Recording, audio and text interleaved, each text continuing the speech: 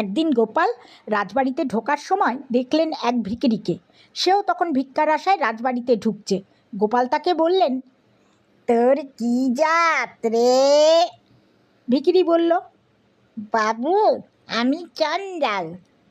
গোপাল ভাবলেন, চণ্ডাল জাত জানতে পারলে রাজামশাই ভিক্ষা নাও দিতে পারেন, তাই বললেন, রাজামশাই তোর জাত জানতে চাইলে বলবি তুই ঘাড়ে চড়া জাত, এ কথা মনে থাকে যেন।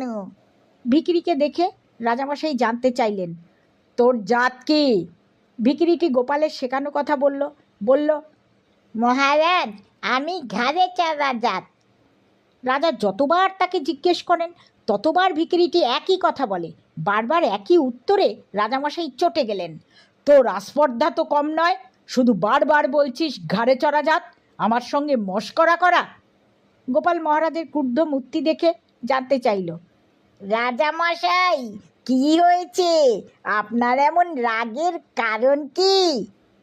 এই ভিখিরিটার আক্কেল দেখো, জাত জিজ্ঞেস করাতে ও বেটা শুধু বলছে ও কিনা ঘাড়ে চড়া জাত। ও তো ঠিকই বলেছে মহারাজ, আপনি তো এখন রেগে গেছেন, আর রাগ আপনার ঘাড়ে চড়েছে। রাগ তো সবার ঘাড়েই চড়ে। রাগের আর এক নাম চণ্ডাল। ভিখিরিটি জাতিতে চণ্ডাল। চণ্ডাল না বলে ঘুরিয়ে বলেছে মাত্র। রাজা বুঝলেন কথাটা মন্দ নয়। ভিখিরিটি শোভন করে যদি তার জাত বলে থাকে, দোষের কি? রাজা ভিখিরিকে পুরস্কৃত করলেন।